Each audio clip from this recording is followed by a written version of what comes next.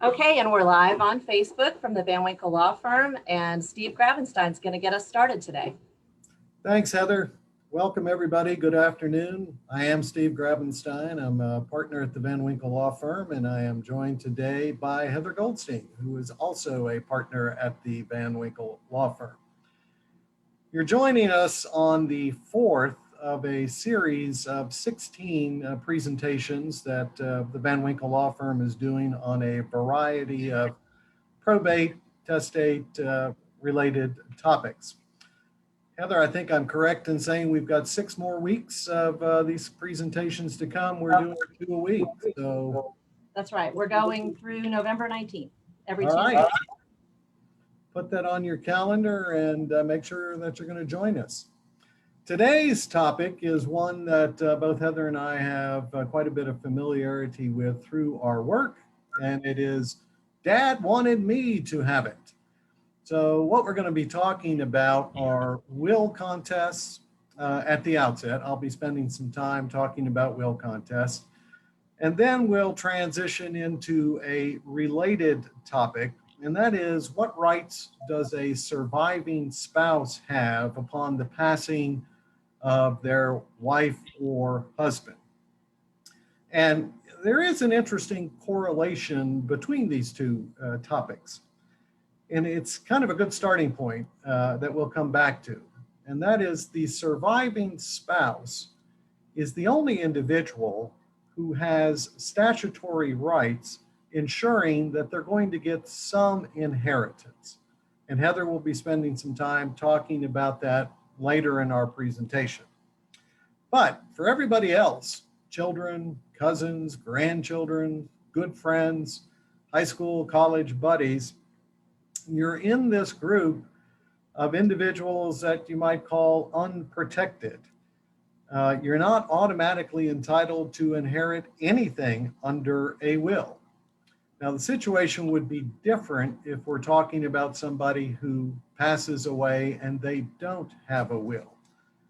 That's not going to be the focal point of our conversation here today. What we're going to be talking about are what are known as testate estates, where somebody dies and they have a will. So we will use a couple of terms that may seem a little wonky or odd, things like testator. That's the individual who signs a will. Decedent would be that same person. So what we're going to be talking about is mom, dad, grandma, grandpa dies and they have a will. And what often happens in those situations is there are individuals who had a close, loving relationship with the decedent. They're very upset, naturally, about the death of that loved one. And then that emotional turmoil that they're feeling is compounded when they learn or realize they've been left out of a will. They don't get anything. I think it's safe to say that we've seen the gamut of emotions that arise in that situation. People are angry, they're upset, and they're confused. And many, many times they're thinking, and oftentimes correctly, something's wrong with this picture. Just something doesn't smell right about the fact that I am not getting anything under the decedent's will. So, what can a person in that situation do? Well, the first thing I would say that you don't do is don't panic. And the reason I say that is North Carolina is fairly generous in terms of the amount of time that a person has to evaluate, consider whether or not to challenge a will. The statute of limitations for challenging a will in the state of North Carolina is 3 years. That is plenty of time to assess the situation and to determine what the next steps should be in a particular situation. And what do you do with this time? Well, given the amount of time we have to work with today, I'm going to compress what is a topic that could literally take hours to talk about and focus on a couple of primary areas of concern. So the first question that really needs to be answered is, are you a person who has what lawyers call standing? Are you entitled to challenge a will? Now, the answer to that question is yes, if you're an heir, next of kin, or somebody who's been named in a prior will. So you basically have to be somebody who has a direct pecuniary, monetary interest in a decedent's estate to qualify as an interested person who could then challenge a will. So that's the first box you've got to check. Check that box. What do you do next? Well, the next step is a little more potentially problematic because it requires an individual who's in a very upsetting situation to set aside the emotions of the moment, which are understandably going to be very raw, very recent. You've got to try to set that aside and determine, is there a basis for me to challenge the will that I think is a little off track? And the answer to that usually revolves around three general topics. Will contests invariably involve typically two of the three I'm going to talk about, but there's generally three areas where will contests land. The first is, did the will or was the will executed in compliance with statutory requirements for the execution of a will? The second area of inquiry is, did the testator, the person who signed the will, did they have testamentary capacity? Did they have sufficient capacity to sign a will? And then the third general area is, was the will the product of undue influence? So I'm going to go through all three of those. The first one, and again, we're dealing with wills that are being probated, but you'll be interested to know, hopefully interested to know, there are multiple types of wills that are recognized in the state of North Carolina. There is the formal, typed, attested, or witnessed will. And normally an inquiry about statutory requirements for that sort of will focus on, were all the requirements for witnesses complied with? Was the paperwork done properly? The statute sets out what those rules are. It's pretty easy to check, but it is something that's another box you got to check off.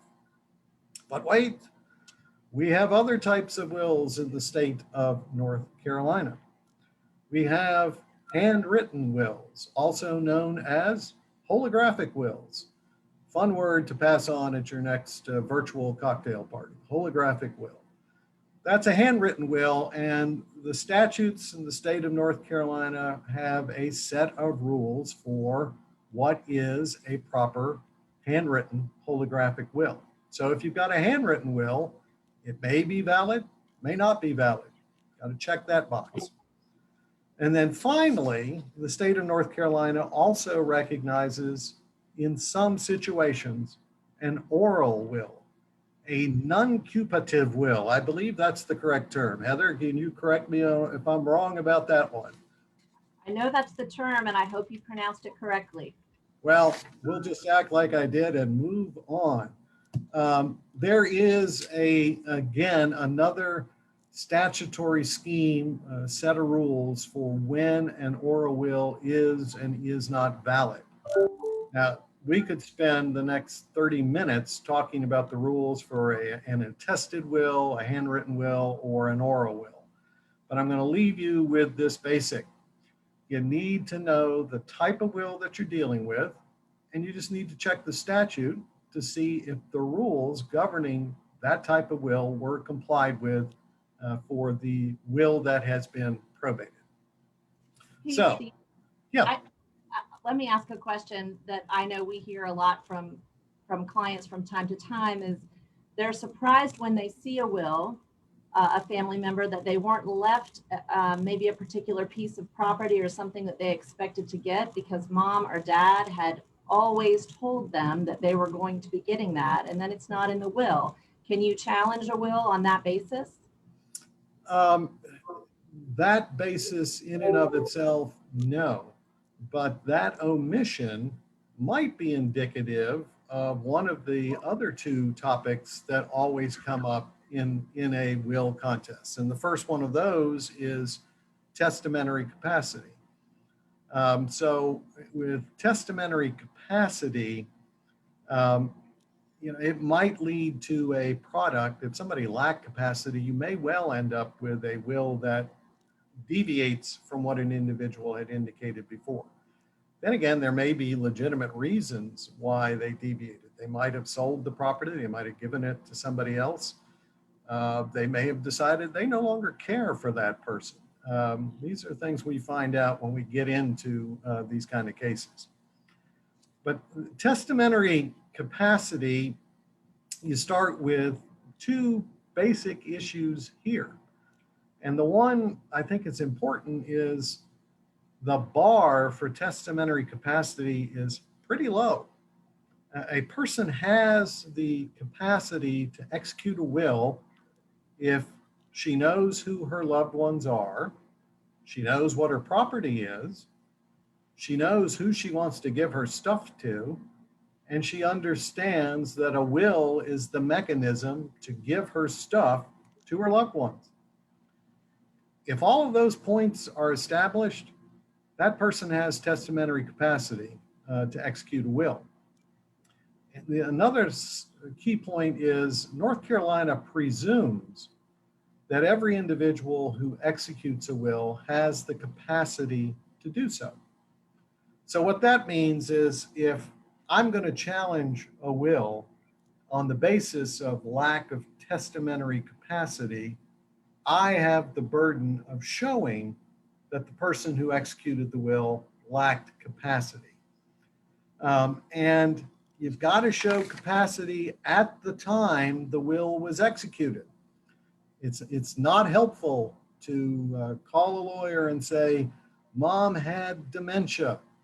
Okay, how long did Mom have dementia? Last 3 years of her life. All right. The will you want to challenge, when was it executed? 2010. Oh, 7 years before the onset of Mom's dementia. That's not going to help you much in a testamentary capacity challenge. And it's not going to help you if your challenge on testamentary capacity is a general one. General statements that, well, granddad was old and frail and easily confused, that's not enough to show lack of testamentary capacity. Case law in North Carolina has established that you need specific evidence that's going to explain why the testator, the person signing the will, didn't understand who his or her loved ones were, didn't understand what property they had, and didn't understand who they wanted to give it to. Typically, it's medical evidence that is just critical in establishing lack of testamentary capacity. Input from individuals, including opinions from individuals who knew the testator for extended period of time and interacted with the testator, hopefully on a regular basis. Also very important in evaluating whether or not the testator did or did not have testamentary capacity. So that's a quick overview of testamentary capacity. And that leaves the other big ticket item that just invariably shows up in will contest cases and in conversations about should I or should I not challenge a will, and that is undue influence. Undue influence exists when a will is the product of somebody else's thinking. In other words, I influence Heather to such a point that she prepares a will, which leaves me everything, And that will is not the product of her independent thinking. It's the product of my influence on her. So it's influence that rises to the level that you cause the testator, there's that word again, to make a will that they would not otherwise have made. But Heather, I think you know this. Did you know that not all influence regarding a will is considered bad or undue? I did not know that, Steve. Tell me more about that. North Carolina cases have established that it's okay for somebody to use persuasion. I mean, I might see Heather in the hall and go, hey, I heard you're thinking about making a will. Sure would be nice if you left me something. That's kind of considered mere persuasion. And mere persuasion alone is not undue influence. Our pattern jury instructions in this kind of case say that a person can use fair argument and persuasion to induce another to execute a will in their favor. So it's okay to go out and say, you really should leave me something in your will. You need something more to show undue influence. And the case law in our state says there are 4 general elements that help you determine if the influence that was exerted is undue. And that is, you've got a decedent who was subject to undue influence, that the beneficiary of the challenge will had the opportunity to exert influence. 3, that same beneficiary had a disposition to exert influence. And 4, the resulting will indicates that undue influence is present. So those are nice general guidelines, but they're not particularly helpful in a specific situation. So here's some other things that our courts say you need to look at. And these are, I would call these markers of undue influence. Are you dealing with a testator, the person signing the will, who's old age, physical and mental weakness? That can help establish undue influence. Is the testator, the person who signed the will, in the home of a beneficiary and under the constant supervision of that beneficiary? Are other people, other individuals, are they denied the opportunity to see or speak with the testator? Is the will that's probated, does it revoke a prior will, and is it different from a prior will? Does the will that you think is the product of undue influence, does it favor somebody with whom there are no blood ties, no family relation? If so, that can be a marker of undue influence. Does the will that you're thinking of challenging disinherit the decedent's loved ones? If the answer to that is yes, then again, you may be looking at an undue influence situation. So this has been a very, very quick overview of some basics about will contests. I'd say if there's one takeaway for you in this situation, it would be this. If a loved one dies and you're omitted and you're cut out of a will, there are steps that you can take to look into the situation and to determine whether a challenge to a will is appropriate. Now, as I stated at the outset, there is one person who can't be cut out completely in a will, and that is the surviving spouse. So Heather, I think this would be a great time for me to segue the presentation over to you to talk about what rights does a surviving spouse have? I will take it, Steve. Thank you. Thank you. If I were coordinated enough with Zoom, I'd give you a high five for your presentation, but I can't ever figure out which way that goes. But good job. Thank you. So I'm Heather Goldstein. I am an attorney here at the Van Winkle Law Firm in our Trust, Estates, and Elder Law Practice Group. And if you are just tuning in, then we want to remind you that this is session 4 in a 16 session series that we are presenting called Your Estate Planning Questions Answered. And we are doing this on Facebook Live every Tuesday and Thursday until November 19th.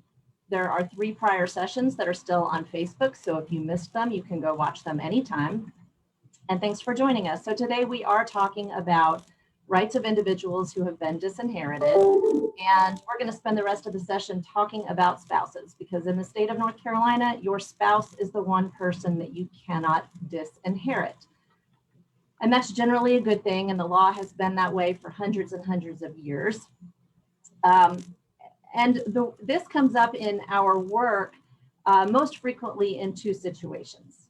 Of course, it can come up in a situation where one spouse has died and for reasons of malice, bad faith, whatever, just didn't want to leave his spouse anything or her spouse anything and didn't, and that spouse has a remedy. But more commonly, we see it in one of 2 situations. We might see a married couple come to us, and together they have decided that they want to disinherit each other. And that could be because it's a second marriage. They might have each come into that marriage with separate assets, and they may have a desire that when they die, each of their separate assets would go to separate children. And so when we see that couple come to our office, then we need to talk about, well, the default law in the state of North Carolina says you cannot disinherit your spouse. And so there are certain tools and plans that we need to make for you so that you will be able to disinherit your spouse. And that comes through certain agreements and waivers that can be signed. And I'm going to circle back to that at the end of my time. The other situation when it comes up is by accident. And accidentally disinheriting your spouse can occur, for example, when you have different types of assets that you have decided to give to different people. A common example, I would say, would be when you've left everything in your will to your spouse, but you may have some non-probate assets. That means assets that pass outside of your will. That could be retirement accounts, life insurance, and you may have children listed as beneficiaries on life insurance or retirement accounts so that those pass directly to your children. And it could be that when you die, you still have assets in these non-probate accounts to go to your children, but everything else that you once had that passes under your will, you've spent in the delightful process of living a good life and growing old. And so you have now accidentally disinherited your spouse. And so the law has a remedy for that. So what I want to first do is go over 3 primary rights that spouses in the state of North Carolina have, and then talk to you about some planning that you can do if you do want to intentionally disinherit your spouse and your spouse is in agreement with that plan. And let me clarify, I don't know that we've stated this, but we are in this entire series primarily discussing North Carolina law. Every state is a little bit different, although there can be some commonality between states. And our attorneys here at Van Winkle are licensed in multiple jurisdictions, so we are able to work in some other states besides North Carolina, but for purposes of this conversation, we are discussing how it works under North Carolina law. So 3 primary rights that spouses have in the state of North Carolina when someone dies. The first is what we call a year's allowance. That is $60,000 off the top that you can get out of an estate as soon as your spouse dies. It's called a year's allowance because the primary purpose of it is to make some funds available for the surviving spouse to be able to live and support himself during the process of administering the estate of the spouse that has passed away. Because sometimes when someone dies, their assets can be tied up for several months and you can't reach them. But the surviving spouse can go to the clerk of court, ask for that $60,000 year allowance, and have it assigned out of personal property. Most typically that will be out of bank accounts or automobiles or other property items that can be assigned to that spouse. If you want to file a year's allowance, you need to do that within the first year of death. If you wait longer than that, you will not be able to get your year's allowance. And the year's allowance has priority for payment over all creditors and debts of the deceased spouse. So you are pretty much first in line to be able to get that 1 year's allowance of $60,000. Second right of a surviving spouse in North Carolina, and this is the big one and where we have the most litigation, and that's what we call a statutory elective share. The statutory elective share basically says, by law, there is a percentage of your spouse's assets at death that you are entitled to if you are married to that person when he or she dies. It's based on how long you were married. So if you have been married for less than 5 years, it's a 15% share of your deceased spouse's assets. If you were married between 5 to 10 years, it's 25%. Between 10 and 15 years, it's 33%. And after you've been married for more than 15 years, it's 50%. So this is a percentage of assets that the spouse can claim. And if you make this claim, what you are essentially saying is, I want this option instead of what I would be entitled to under the will, or if there isn't a will, I want this instead of what I would be entitled to under the default provisions of North Carolina law. And the percentage where we spend most of our time in litigation, once we know what the percentage is based on how long the marriage has lasted, the question is the percentage of what? And that is a very complex calculation. It begins with the personal representative having to bring forward information about nearly all of the assets that the deceased spouse had at the time that he or she died and in the year prior to death. And you look at, and it's probate and non-probate assets. It includes real estate, includes life insurance, trusts, retirement accounts. You look at it all, you say, what are the claims and debts that the deceased spouse owed? And you pay those first out of the total assets. And then what you have left is called total net assets.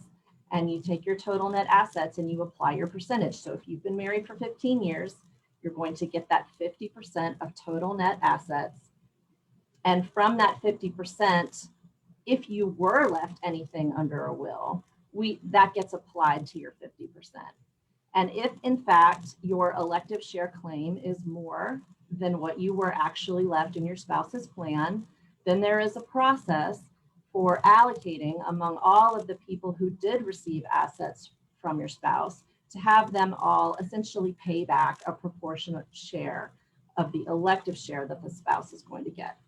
So if you want to file an elective share claim, that you have to, it's a petition that you file, and you have to name as a respondent in this petition anyone else who received any assets from your spouse at their death or in the year prior to their death. The third right, and we're getting close to our time, so I'll be quick. I have never in my practice had reason to litigate or apply the third legal right that spouses have in North Carolina, but I'll mention it. It is the statutory codification of what used to be called a dower, and it is an option to take a life estate in the personal residence that you occupied with your spouse at his or her death, as well as a 1/3 life estate in all of their real property that they owned during their lifetime.